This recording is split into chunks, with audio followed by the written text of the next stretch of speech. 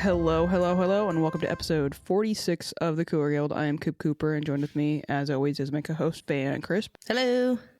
We were recording on Wednesday, September 10th, 2025. On today's episode, we'll be going over the Reigns loss to Spirit, quickly checking in with the other results from the league, and recapping some notable moves, and then also finishing things up by looking ahead at the Reigns' next match. But first, some housekeeping. The Cooler Guild is part of the Sounder at Heart podcast network. You can either listen to us on our public feed, or if you're a Sounder at Heart subscriber, on the private unified feed with the other podcasts on the network. If you'd like to become a subscriber, just visit our page at sounderatheart.com/the Cooler Guild. New subscribers get 10% off the normal rate, and you'll help support everything we're doing.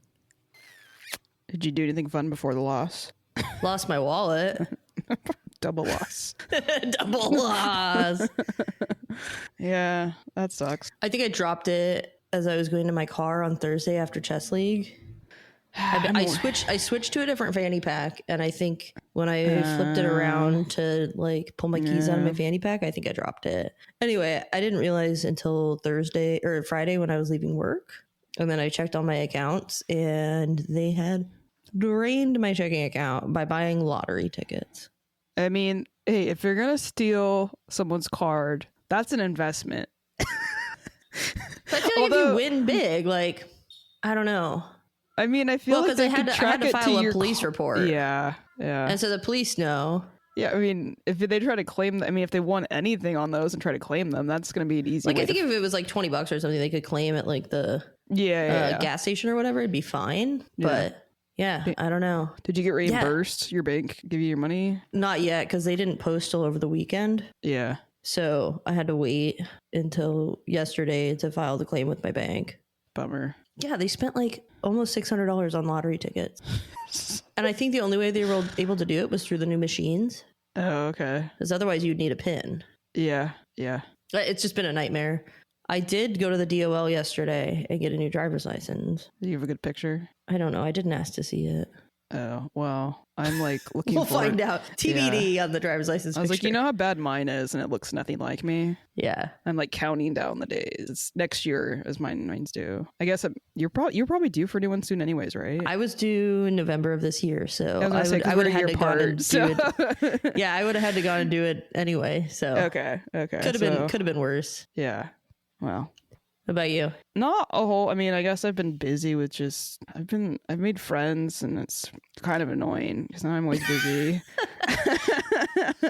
But yeah, I went to some people on social media might have seen this if they care about the Seattle music scene, but I went to the beer pier in town where I live, which is like put on by Fort George, and they're wrapping up the season at the beer pier with brunch on Saturdays. Oh, nice. So I went down there's like 2 weekends of brunches that aren't going to be like super meat heavy. So I went down last weekend. I guess, the weekend just had. And the fucking guy, like the lead singer, and then I later also found out the bassist were like hanging out at the beer pier from Minus the Bear. Oh, yeah, I did see that. Yeah, so that's like one of my favorite bands of all time. Like, I have a quote of their song on like my iPod Touch from back in the day. Like a real throwback. But yeah, like I saw him, like, I don't know, it's been like 20 fucking years of following this band, right? So like I saw them and I was like, is that him? I don't know, but like last time I saw him was like 20 fucking years ago or 15 years ago, or whatever the fucking time last time I went to a show for them. And then I Googled it, and then I went on Instagram, and like sure enough, they're making like a special beer for Minus the Bear for their anniversary of their album Menos El Oso. So they were down there kind of doing the final tastings, and it's getting canned and put out like later this month. But yeah, I got a picture with the lead singer. Didn't recognize the bassist, which I felt bad about because he took a picture of himself on my phone. But he also is like has this huge like mustache now and looks nothing like how I recognized him from back in the day. And also, it's a bassist, not to be rude to bassist, but like the lead singer of the band is much more recognizable. They call him a front man for exactly. I did feel bad, but at the same time, I looked at like the old photo of him and like now, and I was like, these are two different people basically. But yeah. Anyways, so that was cool. I was like really, really cool because I've like huge fan of that band. Anyways, we have to get into, I don't really want to, that's why we're delaying this as much as possible about talking about other things going on in the world. But the Reign lost to the Spirit. 'Twas a bummer. Expected? Maybe. I didn't expect this level of kind of just blah. Yeah. I didn't expect that. I don't know. I kind of did. It's a long trip over there, right? And I do feel like Spirit have been on a tear. So, I don't know. General note, there was a sickness going through the team. Although in the post-match presser, the players either downplayed it or said it didn't affect them. I was trying to find a reason, okay? I know. I know. Well, I was like, oh, man. Well, I mean, to be fair, James Turner was out. And I know she hasn't been really getting tons of minutes since coming back from the Euros. But that was somebody I said would probably be a big key to playing this Spirit team. And she wasn't available. So yeah, maybe it didn't affect the players on the field. But like, did it affect our ability to have our best starting lineup? I would say so.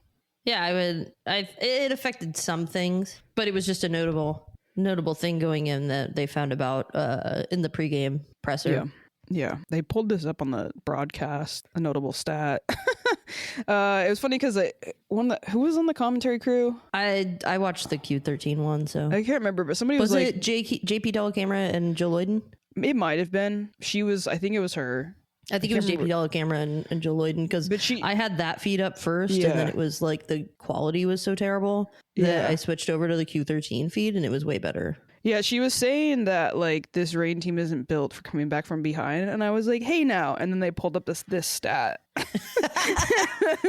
and the Reign are winless when trailing at half the season. Yeah. So we go down, and I guess maybe I'm just gonna not have any hope for a win at least. Only 2 draws out of that. Not a good stat to have.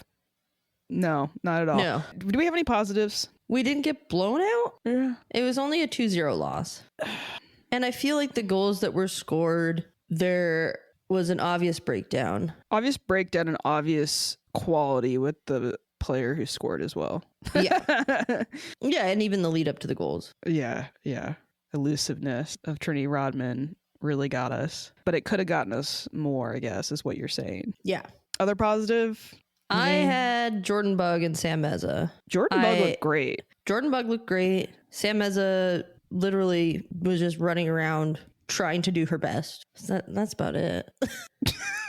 End of list. Yeah, I agree. I thought Darlene, I mean, she had a quality chance and looked decent up front, so I could add her in as well.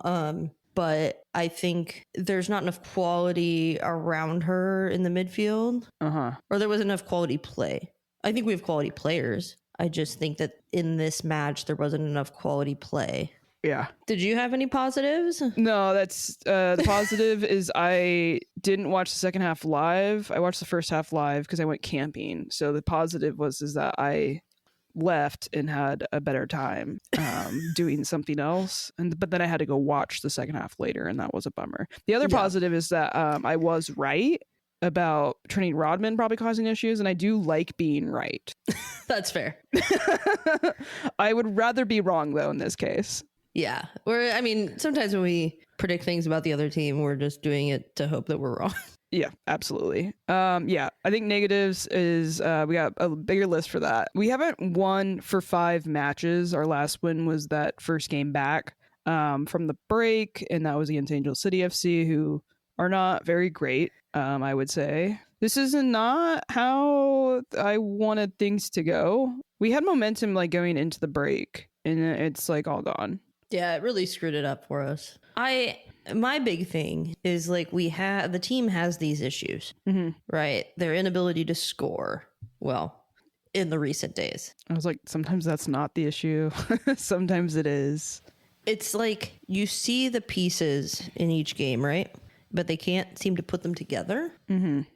And, we're always saying, well, what if we had this, a player that could do this? What if we have a player that could do this? And to me, it seems that we have players that can do that. We just can't mesh them all. Because we're always looking for something. Oh, it's missing something. It's missing something. I don't think they're missing anything.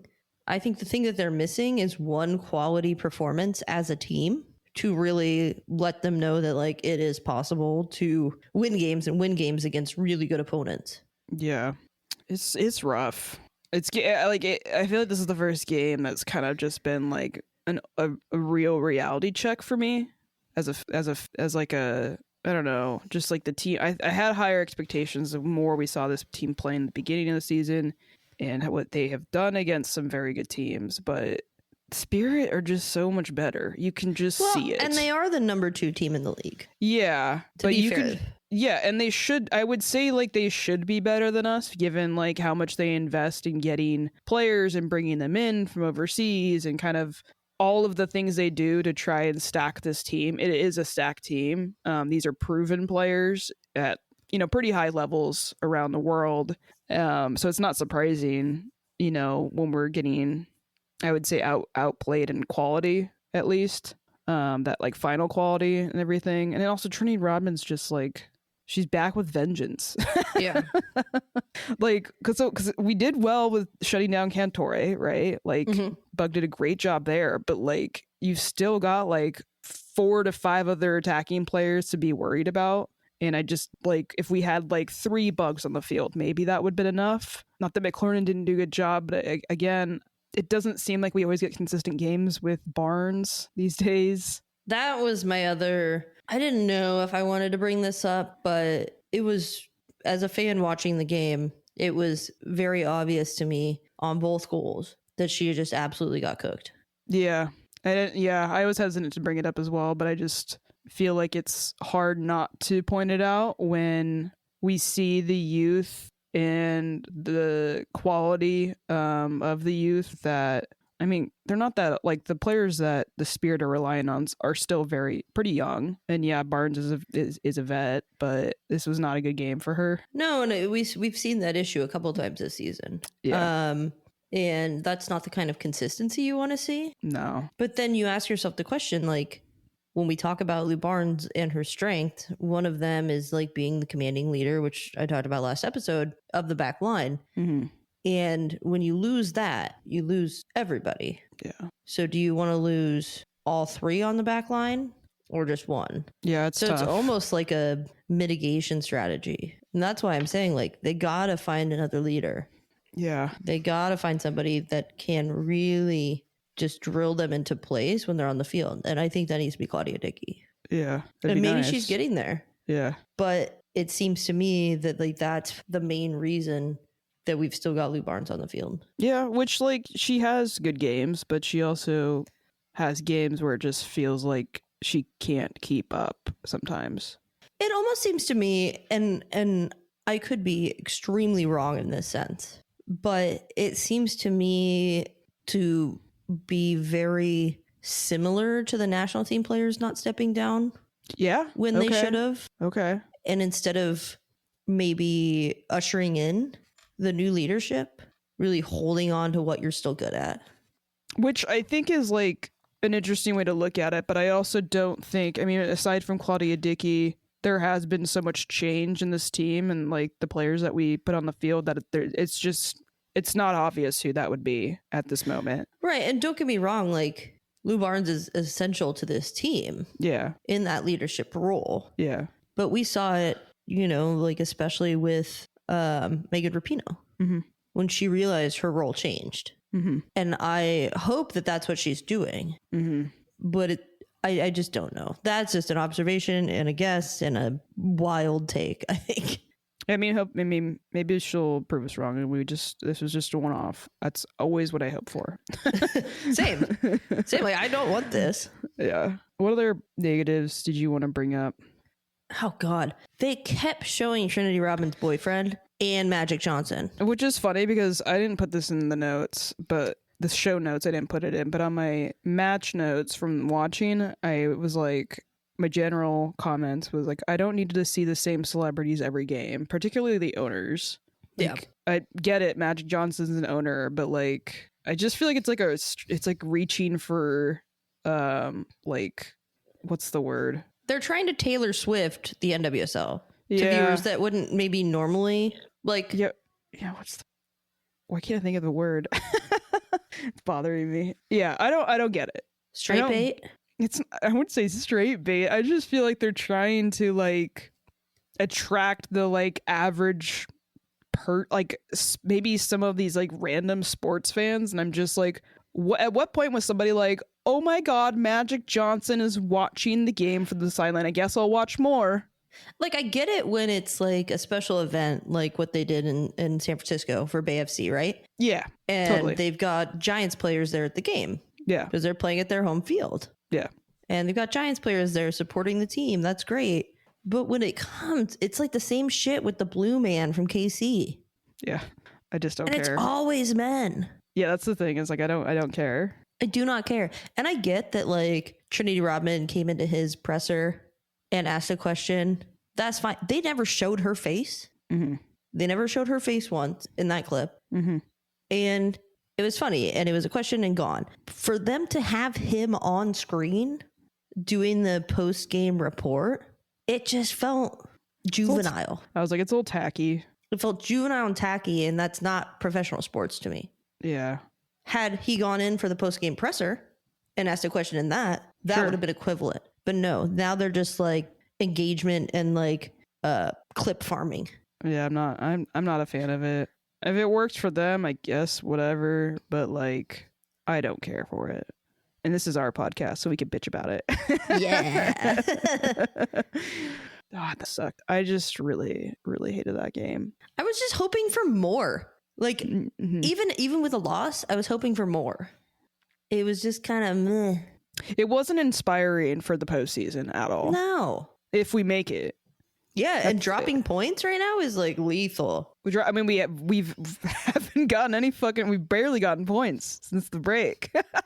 Just skimming by. It's not good. And we've had opportunities to jump teams too, because teams above us and around us haven't been doing well. So like we had opportunities to really solidify, like they had opportunities to solidify themselves as like real contenders. And I don't want to say this, but I'm not seeing it. If they make the postseason, I just don't see it on right now of them going like making a run. I'm not convinced, but I'm willing to be convinced. Sure. And that's what I'm hoping happens. I would say the rest of the schedule is I would say it's a pretty favorable schedule for us. There's definitely some more tests to come, and obviously, but some of the teams that we're playing are on runs, are playing really, really well. Mm-hmm.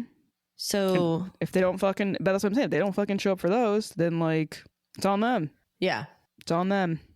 They set themselves up to get into the postseason and everything like that, and they haven't squandered it yet, but they're certainly not grabbing it and trying to take it. So I'll add this to the negatives, and it ties into the post-match presser note that we have. They tried to make a sub at about the 71st minute. Mm-hmm. They saw that players were coming up. Mm-hmm. And then the Spirit just held possession. Yeah. Basically a rondo game, right? And they couldn't win the ball back. Couldn't kick it out of bounds. Just sitting back and like taking the pressure. Anyway, so Mia Fischel, who we've been excited to like maybe see more minutes out of than the 2 minutes of extra time when she gets subbed in the 90th minute, only got 10 minutes. Mm-hmm. And in the post-match presser, Harvey said she tried to get her in 10 minutes before actually she came on, but the Spirit's possession totally ruined that idea. Do you not see the fact that they have, what was it, like 63% of the possession, or like, I can't remember what it was, 68, and not think, okay, well, I'm going to put this player up to be subbed in. Also but here's my thing. You see your coach getting players ready for like, it went on for 10 minutes, right? Like, couldn't the players in the field at least try to force the ball to go out of bounds? I don't know. Because, like, whatever they were doing was not working. So, like, I think they should have been ready for a sub. And somehow they just kind of let them hold the ball. And I don't know. It was very weird. So what I think they should do next game is I think they should try to get her 30 minutes so she gets 20 minutes. Yeah, I mean, that's like a pretty rare thing to be happening. Or maybe just fucking start her. Yeah, maybe start her and then take her off at half. I don't know. Yeah. I don't know, man. It's frustrating. I feel very frustrated about the way things have been going. And it feels I'm not as much frustrated as I am like just kind of mystified. I'm frustrated. I'm done with that. All right. I think we can move on. Not a fun game to talk about and dive into, but we do have to go over Cooler Player of the Match. Cooler Player of the Match is brought to you by the Doctor's Office, a great little 12-seat bar on Capitol Hill. The owner is a big fan of the rain and is proud to be our very first sponsor. So there was the choices that we had. Well, we had two options. Van asked, like, who's the player of the match, and I said the spider who went across the camera. So at least someone wanted to steal the show. Hey. But I think you have to give credit given how crazy good the players are on the Spirit. I wish maybe we had two of those many that they have, but I think we have to give it to Old Faithful. Anyways, congrats to Sam Meza. Back again. Yeah, I thought she had a great game, and I think it would have been the embarrassment that you said, like, we didn't get blown out. We might have gotten blown out if Sam Meza wasn't on the field. Yeah. If Meza and Bug weren't on the field, it would have been an utter disaster. Meza, Bug, and Haidema. Yeah, but we got to choose one. And again, this is a very biased podcast. So. We don't claim to be anything else. Yeah, exactly. Thanks again to our sponsor, the Doctor's Office. The Doctor's Office is the best place to grab a drink before or after a rain match. Try their limited edition Black Cherry Manhattan. The Black Manhattan is a contemporary classic, and they've messed with it a bit, infusing Okanagan cherries into rye whiskey, then blending that with rhubarb, amaro, and bitters. The result is a dark, fruity, and moody cocktail, just like this team. Oh. Dark, fruity, and moody. I'm going to start describing myself as that. Check out their Instagram at TDO Seattle, or better yet, go drink there in person. Cheers. I have a beer that I bought for when they win, and they haven't won since I bought the fucking beer, and I can't get it. Anyways, it's time for trivia. Woo woo. So last week's question, who did the Reign beat for their first playoff win? Did we have any answers? Girl, I don't know. I'm so bad at social media. I was like, social media sucks and it's super annoying. And the last thing I want to do in the summertime is like... let me look. I'm already on my phone way too much. I put my phone on do not disturb when I'm at work. We got one comment on the Instagram from Pello Quinn Dean that said Chicago ? Incorrect. But thank you for the response on Bluesky. Shameless. Oh yeah, it was Matt. Oh, Shameless Rainstand? Yeah. Oh god, we have 15 notifications. He said Sky Blue FC, which is also incorrect. If people are catching on to some of the themes of stuff going on here, they might have been able to guess this. But thank you for your responses. The answer to the question was actually the team we played this last weekend, Washington Spirit. And that was a 3-0 win with goals from Bev Yanez, Megan Rapinoe, and Mariah Bullock. Back when the Spirit were bad. And fun fact, Mariah Bullock is now the team's psychologist. Fun fact. All right, what do we got for next week's question or answer? Trivia? What do you got? This week's trivia question. In what year did Megan Rapinoe score the Reign's first hat trick? Find out next week. Or find out from the internet. Thank you for listening to the Sounder at Heart Podcast Network, which now includes Nos Arietes, Lobbing Scorchers, and the Cooler Guild. We've been independent since August of 2023, but need your support to make sure it continues. Although this podcast is free, it's only made possible by your continued support. Memberships start as low as $25 a year, which not only helps make podcasts like this one happen, but also gets you access to everything we produce. If you're able to support us at higher levels, starting at $75 a year, you gain access to a host of other perks, most notably entry into our members-only Discord, where the smartest, funniest, and most engaged commenters share their thoughts and ideas. To find out more, just visit sounderatheart.com and click the subscribe button in the top right corner. Thanks for listening. We got some other rain news to go over. Just a little couple things. This first one surprised me but didn't shock me. Yeah. So Ji So Yun got loaned to Birmingham City for the remainder of the season. Her contract for the Reign was going to be up at the end of this year anyways. They haven't been playing her.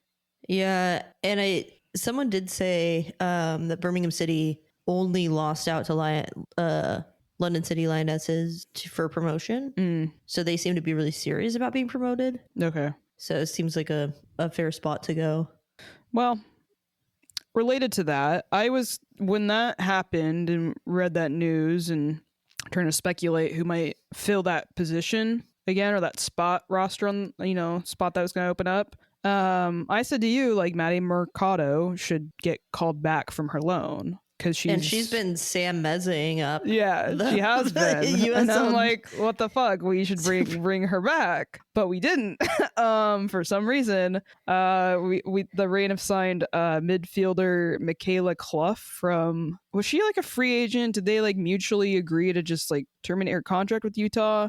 I couldn't find the answer for that, but she's signed through the rest of the season, so it's only a few more months of this. So kind of low risk. I do think it's low risk on the field. Sure, I do think it's worth mentioning that there's some highly questionable accounts that she follows on social media. I don't know, stuff that she follows accounts that are like transphobic, anti-LGBT. She follows Riley Gaines. It's not great. And her husband also seems to be an interesting person. It's not something you want to see as a fan, I guess I would say. It doesn't really send a great message to fans who are part of the LGBTQ community. I don't know. How did you take this? I took this as possibly a major oversight from the front office, but it was noted that she played at Utah when Laura was coaching there. Maybe she's a performative Mormon and actually doesn't feel that way. Yeah. But I would expect and hope from the Reign organization that those questions regarding team culture and how you are ready to accept that this is how we do things at this organization. Like the players wear shirts as they protect trans kids and do gay shit every game. And is she desperate enough that she doesn't care? Yeah. Or is it just something that was discussed and she was okay with it? Yeah. And I think that there needs to be some clarity there. And I think that the organization definitely should answer for that. And that question needs to be asked. Mm-hmm. Maybe by me. They're playing in town next weekend. Yeah, I think it's a fair thing to maybe bring up. I just think that I have enough faith in the organization that they would have asked those questions previously and vetted her. Yeah. But it's still concerning. Definitely. Do you not have a PR machine that tells you like, hey, you're signing with this like really progressive team in Seattle? Maybe you should clean that up. Yeah. Which, like, I don't know. I don't want to be like an apologist for anybody, obviously, because there's legitimate people's lives that are being harmed. But she's from Utah. She's raised Mormon. I feel like a lot of times people like that, they just never had to question anything. That being said, she was playing for Utah, who actually have one of the gayer teams in the league.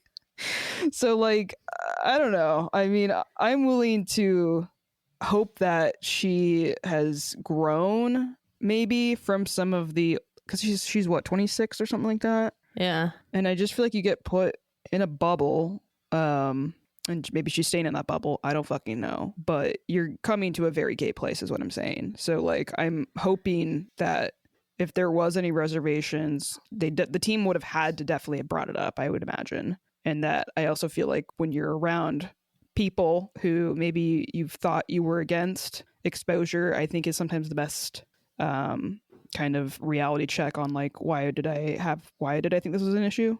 But I don't know. We will also probably never fucking know because we're not in those locker rooms and we're never gonna be teammates with these people. So, and it's not like she's outwardly said anything that I'm aware of. Mm-hmm. I tried to do a dive into it. I didn't see anything super crazy like Corbin Albert. Right. So I don't know. I'm having a hard time with it. Doesn't feel good. It doesn't feel good. And if you look at the comments on the mutual post that she shared with the team on Instagram, it's pretty gnarly. Like Seattle fans know what's up and they know where this player previously may have stood or stands and rightfully called it out. And we also love to boo. So We find anything else. We find anything else. The stadium is literally loudest when they're booing. So yeah. We are haters through and through. Through and through. Yeah, we'll I don't know. I think it's a we're at the see it out point. Nothing we can do as fans to change it. Mm-hmm. And unless there's some sort of outward hatred shared, I think we can ask questions of the organization, but it's kind of a TBD situation. Yeah, not great. We'll see what she does. Again, I'm just confused. I'm also genuinely just confused on why they brought her in, because she wasn't starting, it seemed like, recently with Utah, and I do think we need to fill this. Like, G leaving is, like, in theory, kind of a big deal. Yeah, it's absolutely a big deal. So, like, what? I just don't understand this. I'm just confused. I thought we would have gotten somebody a little more notable. Yeah. So I don't know, but like you said, Laura has some sort of previous history with her, so maybe there's something there that we just don't know about yet. But we'll see. NWSL results. Louisville played Portland. I went and watched the highlights of this one. Did you watch this one? I didn't watch it, but Friday? I watched the highlights. The own goal, so it was a 2-1 win for Portland in Louisville. Kind of a harsh own goal that was given up to win the game in the 90th minute. Louisville, like, Bloomer was having a fucking great game. Yeah. She was having a really, really great game for Louisville, and she was about to fucking get a toe poke save at the very end in the 90th minute, and then her defender was kind of just wrong place, wrong time, tried to get out of the way, and ended up, like, kind of just hitting her shin and dinking in ever so slowly. But Bloomer did save a penalty kick against Coffee. Love that, at least. Oh, surprise. They got another penalty. Yeah. I did have Ron pull some stats on the penalties. Oh yeah. I will share them with you next week because I need to talk with him and figure out the best way to kind of make them relevant. Yeah. To a point that I want to make. Sure. But he's a stats guy, so I asked him to do that. But yeah, they've had more penalties than any other team in the league. Sears almost had a really, really good goal, but it hit the post. So I think Portland got really lucky with this game. Yeah, they really did. Especially with the shit goalkeeping. I was going to say, their goalkeeping is... their whole defending looked pretty, like, disorganized and awful. And I'm like, I watched it and I was just mad that we lost the way we did in Portland. Yeah, but it also made me a bit because we're playing Louisville next week. Mm-hmm. So it made me think, okay, they can be broken down. Mm-hmm. So there is some light at the end of the tunnel if the team can do it. Yeah. But yeah, Mackenzie Arnold just on the goal. Get off your damn line. That is not your home. Listen, I'm fine with it. Keep her forever. Keep her forever. I saw a TikTok video of this guy. It's like, let's critique NWSL goalkeeping. And it was literally like that goal. And I was like, you're literally talking about the worst, in my opinion, the worst goalkeeper in the league. Yeah, worst starting goalkeeper in the league. Yeah. Like, critique all you want, but it's not going to be great either way. Yeah. Utah played North Carolina. I didn't watch the highlights of this just because I also found out later that both goals were scored after the 89th minute. Jaden Shaw penalty kick and Paige Monahan scored a goal 90+4 to get the point for Utah. Way to go, Utah. Yeah, I was like, battle the bad teams here. But yeah, good job, Utah. I think I guess we're just rooting for Mandy McGlynn at this point, right? Absolutely. Absolutely. I love her so much. Yeah. Casey played Bay. We're not going to go into it, but Casey won 2-0. The goal fest of all goal fests. This game. So I watched the first half of it before the rain game started. Mm-hmm. And then I started getting like messages and stuff from the other part of the Discord that was like, oh man, what? So this is also Chicago's first game at their new field. Nice. And there's some sort of magic there, I guess. Yeah. They beat Orlando 5-2 handedly. I mean, Orlando is they're kind of just fucked. We talked about this before. They're just kind of fucked. But Chicago, I mean, 5 goals, and only one of them was Ludmila.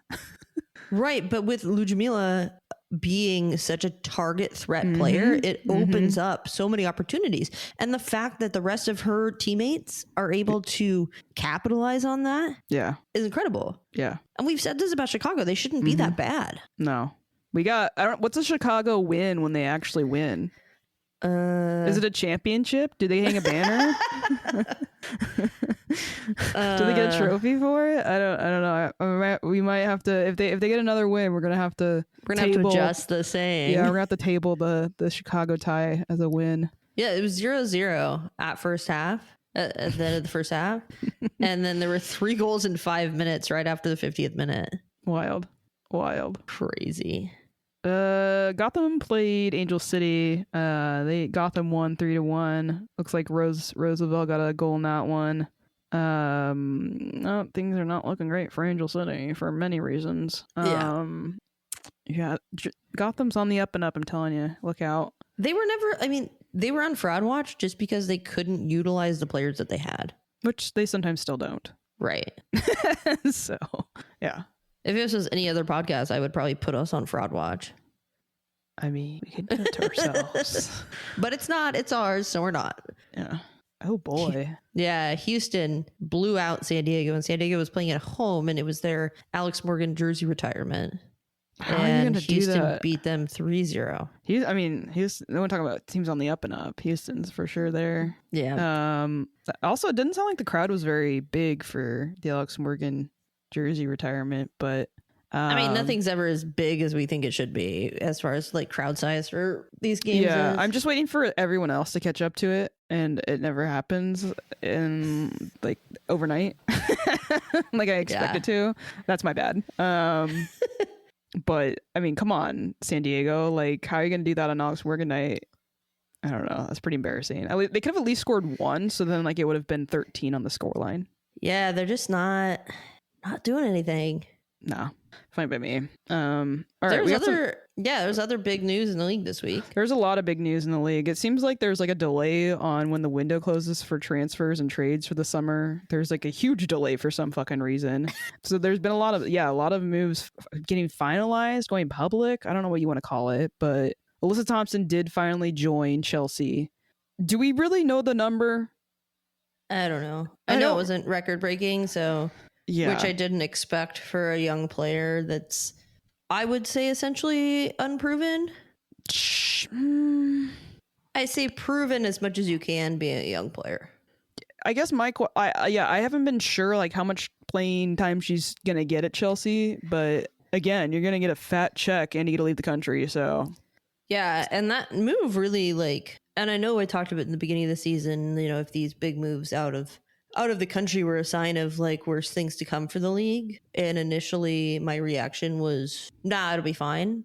I guess I didn't understand the reality of the salary cap at $3.3 million. Yeah. Which is insane.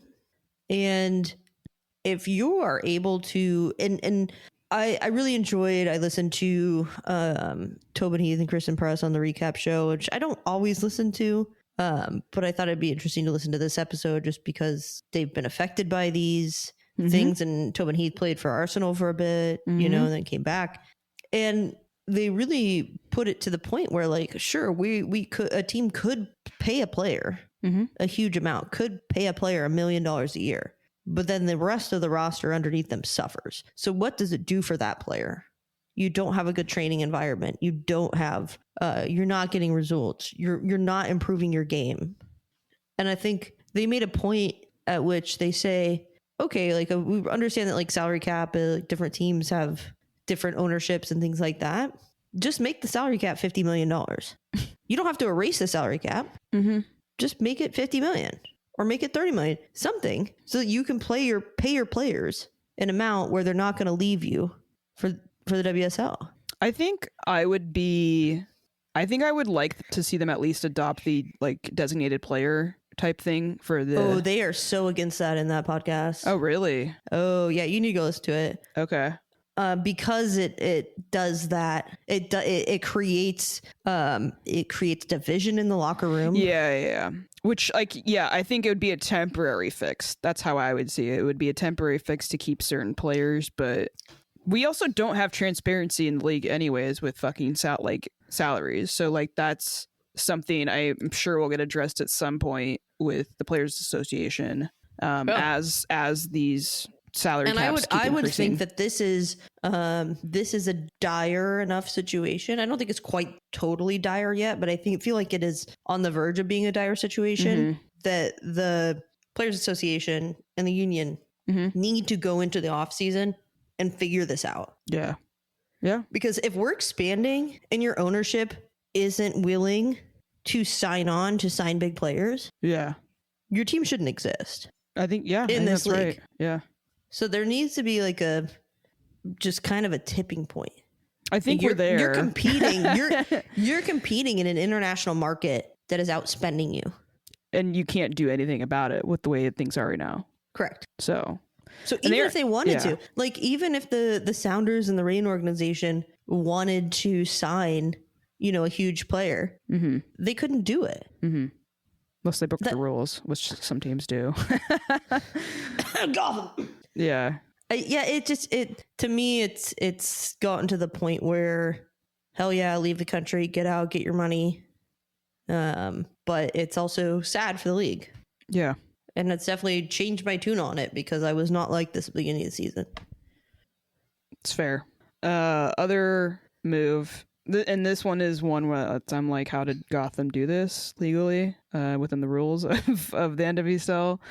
Gotham got Jaden Shaw from North Carolina for $1.25 million. That's a transfer fee, though. Yeah. That does but not where do they affect have the salary that money? cap. I know, but I got questions on where they have all this money sometimes. I don't know. It's a little... I don't know what North Carolina is planning to do, but the fact that they weren't able to get what they should have out of Jaden Shaw is that's on them, I guess. She's also injured a lot of... Yeah. But I'm remain perplexed and confused in what Reign is doing right now, because it's like we see all these moves going on, and what do? We sign this. To be fair, and not to be a mean girl, but she's probably cheap. I want to not be cheap. We don't have the ability to not be cheap when we've signed huge players. Mia Fischel was the biggest signing in that transfer window. Things are not going how I want them to. All right. We need to increase the salary cap. Yeah. We're a team that can spend money. We should be advocating for this. Yeah. Another move. Neely Martin was traded to Angel City from Gotham for $85,000. That was a player request too. Yeah. Kind of interesting. She didn't feel like she was getting enough time at Gotham for playing. I do think that's a good move for Angel City. Will they know how to use her? And will they? No, probably not. I really haven't even heard her name since she played goalkeeper in that one game. Well, so hopefully she can thrive there. Yeah, Angel City got to do something. Yeah, I would have been excited about getting Neely Martin is all I'm saying. Yeah, for sure. And the last notable move I wanted to point out was Oshuala. Huge loss for the league. Huge loss, I think. I think that there was undiscovered potential there that Bay FC could never unleash. Yeah, I think that's right. And she went to get her bag in a really questionable place. Not a questionable place, a terrible place. So I was like, but the US is also terrible. Yeah, I mean, I'm not one to judge. On the eve of 9/11, I'm not one to judge. That's just kind of the bigger ones that we wanted to go over. A lot of stuff going on in the NWSL right now, and not a lot of maybe exciting stuff for the Reign, particularly at this moment. Hopefully that changes soon. Yeah. Next match for the Reign, we've got against Racing Louisville, as I maybe mentioned. Sunday, September 14th, 5 p.m. Lumen Field. Get your tickets. Go. It's going to be on Fox 13 Plus, NWSL Plus, Paramount Plus. Louisville right now is in 8th place, right below us by 1 point. We have 27 points. They have 26 points. What do you want to see in this game? The sigh. So many things. I want to see more of an offensive threat. And I think that Louisville can break down enough for that to happen.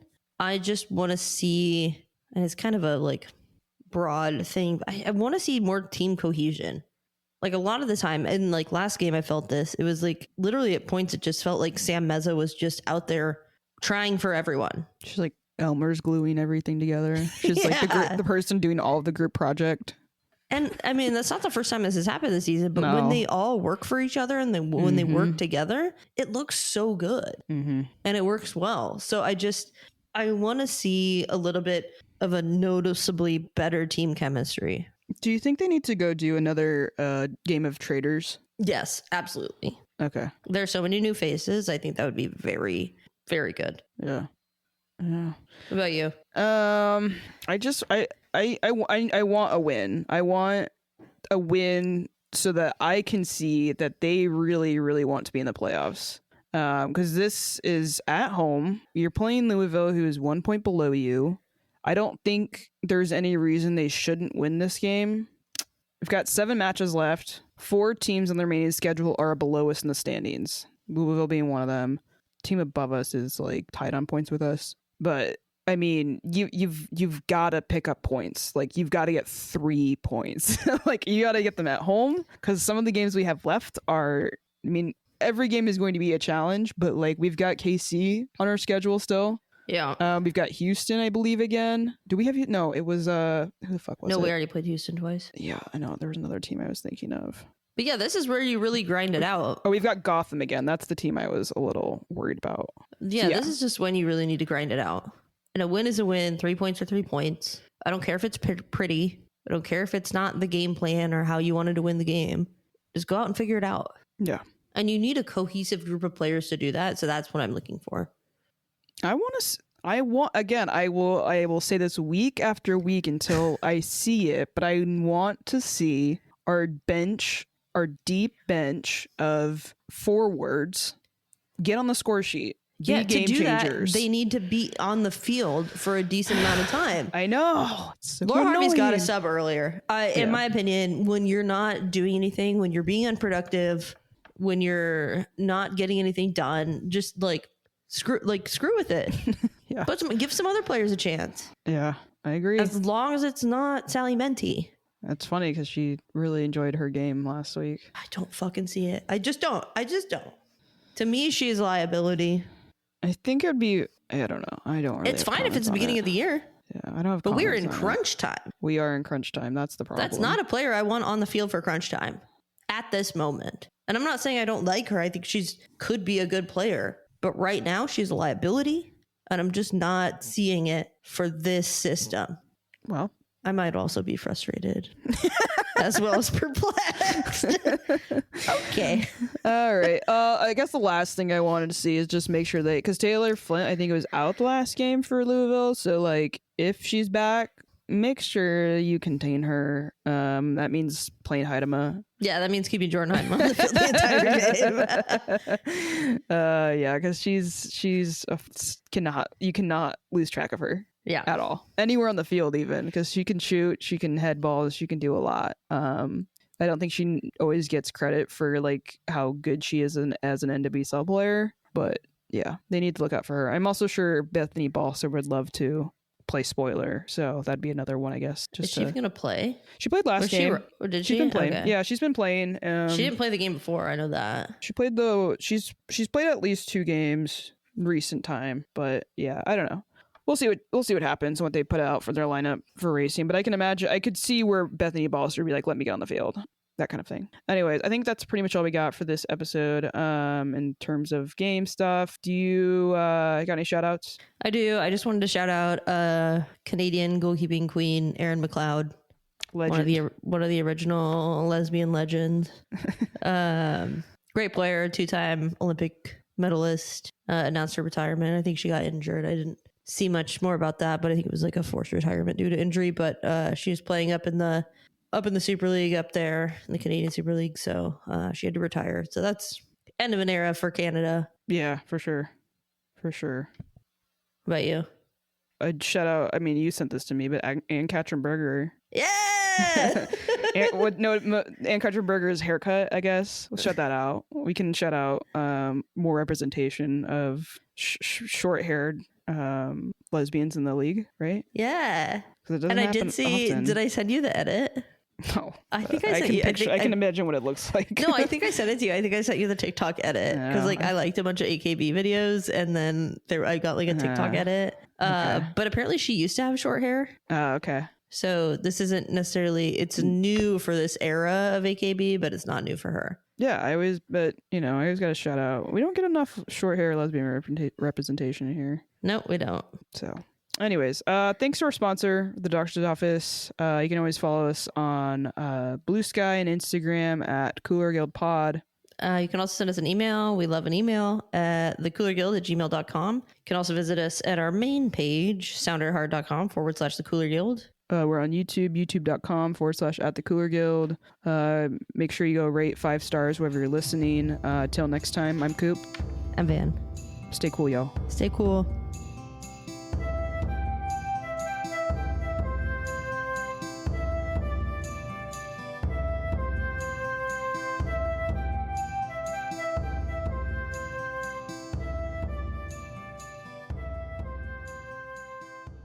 I have to burp. Ew, fucking gross.